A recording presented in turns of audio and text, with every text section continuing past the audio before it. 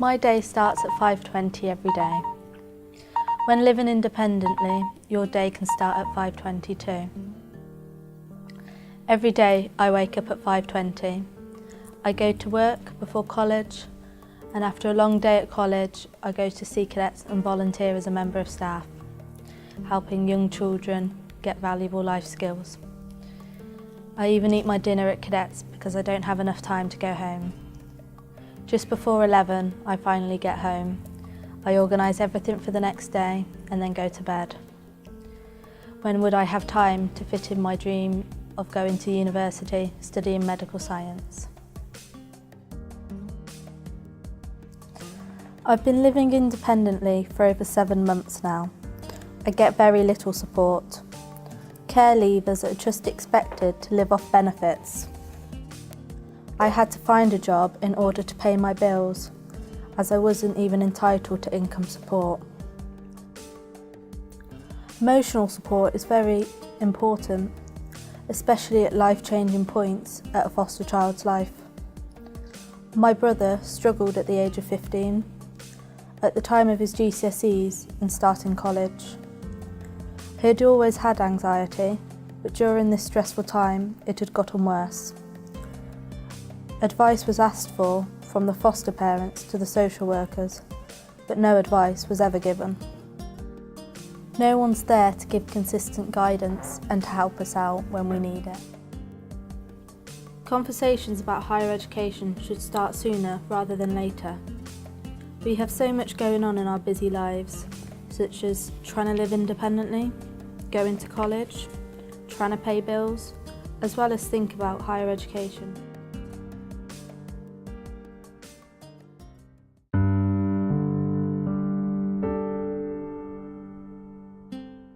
What I think that is lacking with social services and for people in care is the emotional and physical support that they need. For people that are leaving care, it's the hardest time and they will get really stressed and anxious, especially if they've got disabilities like autism and ADHD. The stresses that can happen from being in care and leaving care is that sometimes you will need someone to help you out, whether it's going to another college or uni, or even just moving into independent living. Where I'm heading? Hell. There's a lot of things going on at the moment. It's all financial problems that arise and lack of funding available for care leavers. They expect care leavers to live on £60 a week, and they won't even help get benefits for people that are leaving care. We have a life. We are always the last ones to know. Not enough respect, not enough time to let us know. It's just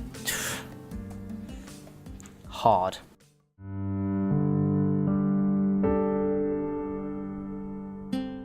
My name is Daniel. I grew up in foster care. I also work for Warwickshire Children in Care Council. I have been living independently for about 4 years.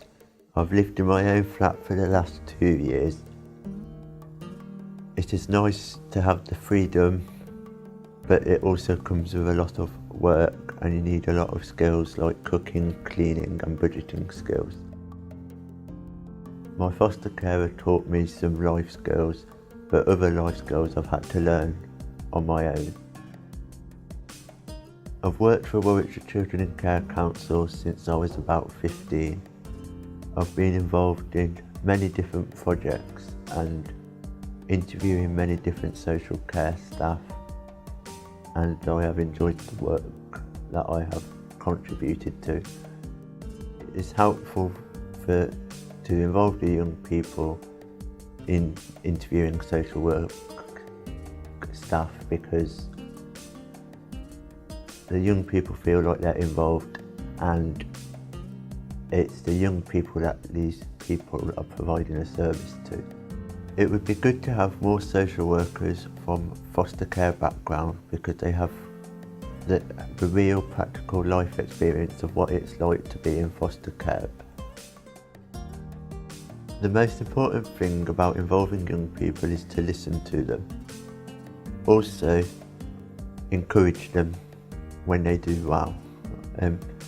Not only is it important to listen to them, it's also important to involve them in making decisions and also rewarding the young people when they do something good. There is a famous quote by Eminem, which is, "I don't care if you're black, white, gay, straight, old or younger, if you show me respect, I will show respect to you."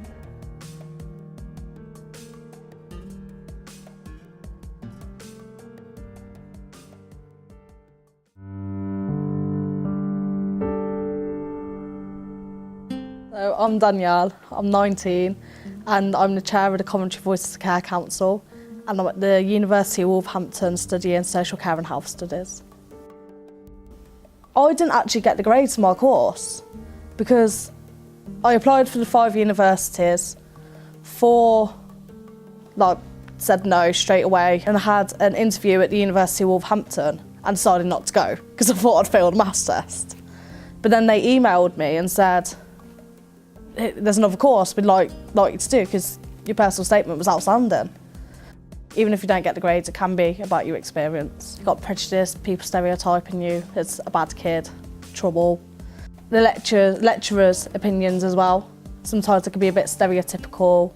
But then there's the financial issues as well. Like about the recent cuts with the maintenance grant, that really scared me because I thought, I'm not going to be able to afford to live next year. But it turns out that I'm okay. But I think it is tough, but it's really rewarding. For me, it's the fact that I've made it.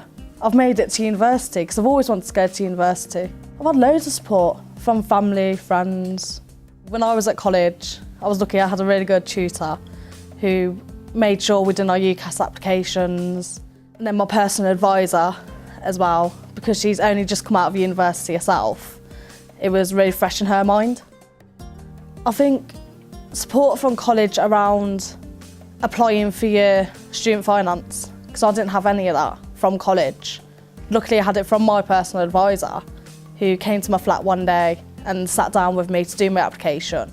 It was a really stressful period because the application itself, the UCAS, student finance, was very stressful. And then the waiting period, it was horrible. I was ringing people like, I don't know if I'm going to get into uni, what am I going to do if I don't?